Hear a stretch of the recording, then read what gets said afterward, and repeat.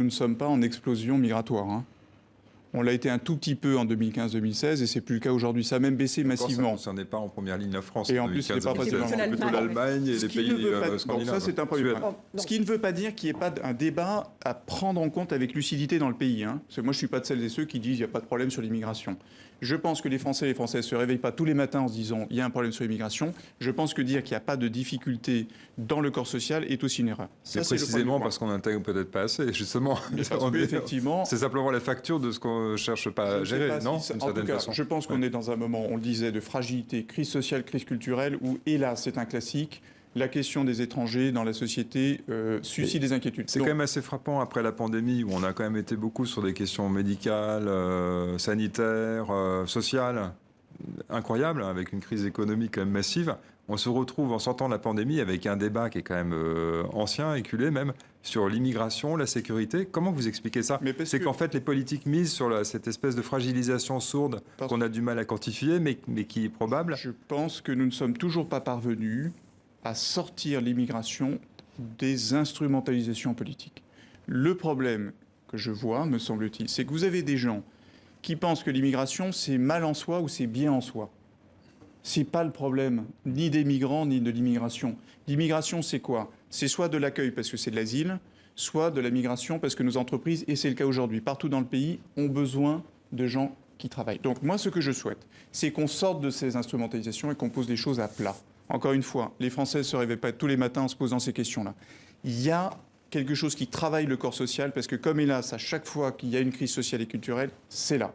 Et donc, il faut que nous apportions des réponses. Je réponds à votre question sur l'asile. Et le détournement ou pas ? Mais la réalité, c'est quoi ? C'est que l'asile n'est pas détourné, il est asphyxié. Pourquoi ? Parce qu'on a, depuis 30-40 ans, réduit, limité, coupé, arrêté les voies de migration légales, notamment sur le travail. Et donc, dans ce cas-là, la seule voie qui existe aujourd'hui, c'est l'asile. Et donc, les gens ne détournent pas l'asile. Il y a simplement le fait qu'aujourd'hui, alors même que les entreprises françaises, vous avez partout des commerçants, des artisans, des entrepreneurs qui ont besoin d'embaucher des personnes étrangères, qui sont là et qui ont des compétences. On a réduit tout cela. Donc évidemment, c'est l'asile qui accueille toutes ces personnes et qui est asphyxié. Asphyxié par quoi d'autre ? Et ça va s'amplifier si on ne fait rien. Les déplacements environnementaux. Donc j'appelle à quoi ? Réfugiés climatiques. J'appelle à quoi ? J'appelle à ce qu'on sorte des instrumentalisations, qu'on rende les choses tranquillement. Premièrement, l'asile, il faut le respecter pleinement. Il faut qu'on arrête ces systèmes européens qui empêchent les gens d'accéder à la procédure. On arrête de compliquer des choses. Les gens doivent pouvoir vite avoir l'instruction de leur demande d'asile. Vous voulez dire les hotspots, par exemple, qui sont aux marges de l'Europe, c'est ça ? Ou voir les centres, d'ailleurs, où on sous-traite l'asile ? Il y en est question avec le Danemark. Avec le Danemark au Rwanda, d'ailleurs. Alors là, il y a plusieurs éléments. Il y a d'abord la dérive danoise insupportable, que vous savez, je dénonce depuis longtemps, parce que c'est un risque généralisé, ce qu'on appelle l'externalisation de l'asile. On dit aux pays hors d'Europe, vous gérez. Ça, c'est juste la négation. Et un gouvernement social-démocrate. Alors, vous voyez, c'est intéressant. Vous avez quand même au Danemark, un mouvement politique au Danemark qui a été quand même un parangon du cosmopolitisme et du multiculturalisme le plus absolu et qui, en quelques années, vous fait le truc... sous pression de la droite et de l'extrême droite. Bon, donc, et la pression migratoire, entre guillemets, de 2015-2016. Je souhaite qu'on évite ce genre d'évolution. Et moi, je pense qu'il faut pour ça de la lucidité. Je crois qu'on ne peut pas dire qu'il n'y a pas de discussion à avoir sur l'immigration. Il faut être lucide sur ce qui se passe. Il faut apporter des solutions. Les solutions, c'est quoi ? Vous respectez le droit d'asile.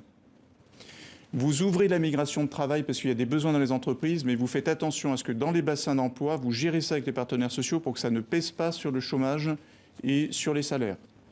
Vous considérez qu'il y a des déplacements environnementaux, qu'il serait temps qu'on se dote au niveau international européen d'un outil pour gérer ça, plutôt que d'alimenter les paniques. Vous considérez qu'il y a dans ce pays des gens qui sont dans des situations de détresse humanitaire, par exemple des femmes victimes de traite, victimes de violences, vous créez de la protection humanitaire. Vous avez des droits au séjour qui sont clairs et transparents. Vous faites en sorte que les gens y accèdent. Et quand ils n'y accèdent pas, vous faites effectivement en sorte que les gens retournent dans leur pays parce que c'est les limites du droit que nous sommes en situation de mettre en œuvre.